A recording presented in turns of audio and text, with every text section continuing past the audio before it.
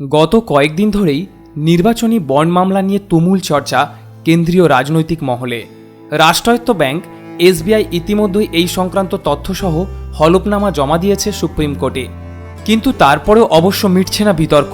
কি নিয়ে এত বিতর্ক? কিভাবেই বা গড়ালো সুপ্রিম কোর্টে? চলুন আজকে এই সকল বিষয় নিয়ে আপনাদের সঙ্গে আলোচনা করব, সাথে অনেক আরও জানা অজানা তথ্য।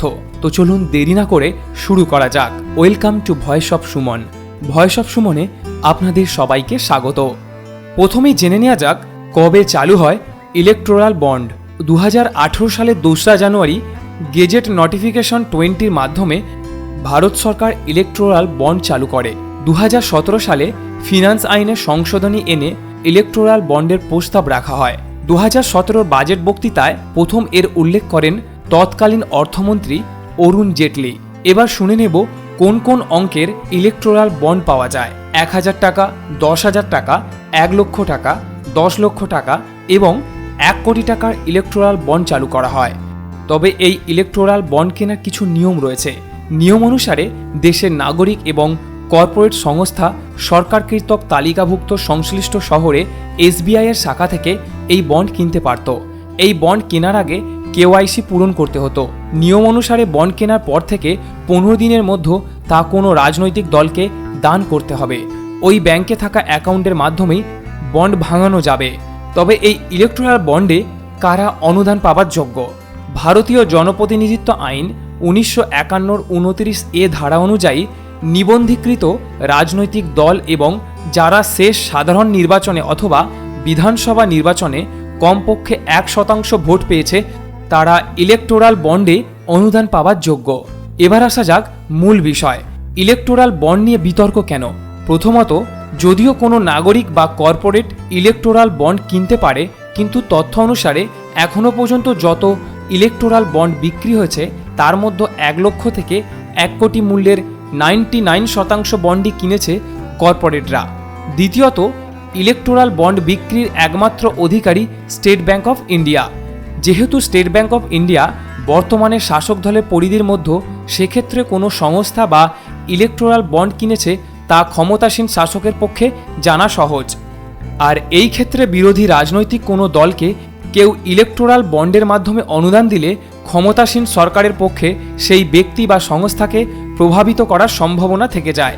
তৃতীয়ত, এক সংশোধনীর মাধ্যমে বিদেশি কর্পোরেটদের জন্য ইলেকটোরাল বন্ডের দরজা খুলে দেওয়া হয়েছিল।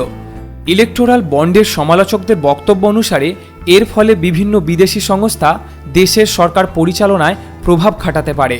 শেষ পর্যন্ত শীর্ষ আদালত চূড়ান্ত নির্দেশ জারি করল। প্রধান বিচারপতি DY চন্দ্রচূড়ের নেতৃত্বাধীন 5 বিচারপতির division bench state bank of ইন্ডিয়াকে 2019 সালের 12 এপ্রিলের পর থেকে কেনা সমস্ত নির্বাচনী বন্ডের বিশদ তথ্য 6 মার্চের মধ্যে নির্বাচন কমিশনের কাছে জমা দেওয়ার নির্দেশ দিয়েছে। এরপর সেই তথ্য প্রকাশে আনবে কমিশন। এসবিআইকে অবিলম্বে বন্ড বিক্রি বন্ধ করারও নির্দেশ দেওয়া হয়েছে। ডিভিশন বেঞ্চের অন্য বিচারপতিরা হলেন বিচারপতি সঞ্জীব খান্না, বিচারপতি BI গাভাই, বিচারপতি JB পারদিওয়ালা এবং বিচারপতি মনোজ মিশ্র। এই প্রকল্পটি রাইটস টু ইনফরমেশন এবং সংবিধানের 19(1)A ধারা লঙ্ঘন করে। এই প্রকল্প বাতিল হওয়া উচিত বলে পর্যবেক্ষণ শীর্ষ আদালতের। শীর্ষ আদালত বলছে, নির্বাচনী বন্ডের মাধ্যমে কালো টাকার সমস্যা মোকাবিলায় যে দাবি কেন্দ্র সরকার করছে তা সমর্থনযোগ্য নয়। কে অনুদান দিচ্ছে তার নাম প্রকাশ করা আবশ্যক। আগামী 6 মার্চের মধ্যে এখনও পর্যন্ত বিক্রিত সমস্ত ইলেকটোরাল বন্ডের বিস্তারিত তথ্য নির্বাচন কমিশনের কাছে জমা দেবার নির্দেশ দিয়েছে শীর্ষ আদালত। নির্বাচন কমিশনের ওয়েবসাইটে 13 মার্চের মধ্যে এই সমস্ত তথ্য প্রকাশ করার নির্দেশ দিয়েছে শীর্ষ আদালত। নির্বাচনী বন্ডের মাধ্যমে 2021-22 সাল পর্যন্ত সমস্ত রাজনৈতিক দল অনুদান পেয়েছে মোট 9,188 কোটি টাকারও বেশি, যার মধ্যে ADR অ্যাসোসিয়েশন অফ ডেমোক্রেটিক রিফর্মসের তথ্য অনুসারে বিজেপি এককভাবে এই অনুদানের 57% পেয়েছে। কংগ্রেস পেয়েছে 10%-এরও কিছু বেশি। ADR আরও জানিয়েছে 2016-17 থেকে 21-22-এর মধ্যে 7টি জাতীয় দল এবং 24টি আঞ্চলিক দল প্রায় 16,437 কোটি টাকার অনুদান পেয়েছে, যার মধ্যে 9,188.35 কোটি টাকা বা প্রায় 56% এসেছে নির্বাচনী বন্ডের মাধ্যমে। ইলেকটোরাল বন্ডের প্রকাশিত তথ্য অনুসারে কমপক্ষে 20টি সদ্য গঠিত সংস্থা প্রায় 103 কোটি টাকার ইলেকটোরাল বন্ড কিনেছিল। আইন অনুসারে গঠিত হওয়া 3 বছরের মধ্যে কোনো সংস্থা ইলেকটোরাল বন্ড বা অন্য কোনো মাধ্যমে কোনো রাজনৈতিক দলকে অনুদান দিতে পারে না। দ্য হিন্দুতে প্রকাশিত এক প্রতিবেদনে কথা জানানো হয়েছে। সম্প্রতি সুপ্রিম কোর্টের নির্দেশে ইলেকটোরাল বন্ড সংক্রান্ত সমস্ত তথ্য প্রকাশ পেয়েছে স্টেট ব্যাংক অফ ইন্ডিয়া এবং নির্বাচন কমিশনের ওয়েবসাইটে জনসাধারণের জন্য প্রকাশ করা হয়েছে। একটি সংবাদ মাধ্যমের প্রতিবেদন অনুসারে ইলেকটোরাল বন্ড কেনার সময় এই সংস্থাগুলির মধ্যে কমপক্ষে 5টি সংস্থার বয়স 1 বছরেরও কম ছিল, 7টি সংস্থার বয়স ছিল 1 বছর এবং 8টি সংস্থার বয়স 2 বছর পূর্ণ করেছিল। তথ্য অনুসারে 2019 সালে মন্দার সময় অথবা কোভিড মহামারীর সময় এই সমস্ত সংস্থা নথিবদ্ধ হয়েছিল। যদিও চরম অর্থনৈতিক সংকটের সময় গঠিত হওয়া এই সব সংস্থাই কয়েক বছরের মধ্যে কোটি কোটি টাকার নির্বাচনী বন্ড কেনে।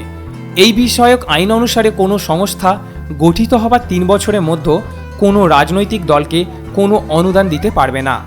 গত 4 দশক ধরেই এই নিয়ম জারি আছে। দ্য কোম্পানিজ অ্যাক্ট 2013 ধারা 182 অনুসারে কোনো সংস্থা কমপক্ষে 3টি আর্থিক বছর অতিক্রম না করলে তারা কোনো রাজনৈতিক দলকে অনুদান দিতে পারবে না। 3 বছর পেরিয়ে গেলে যে কোনো সংস্থা এই অনুদান দিতে পারে। 1985 সালে সংসদে এক সংযোজন ধারা 293 এর মাধ্যমে এই নিয়ম জারি হয়েছিল।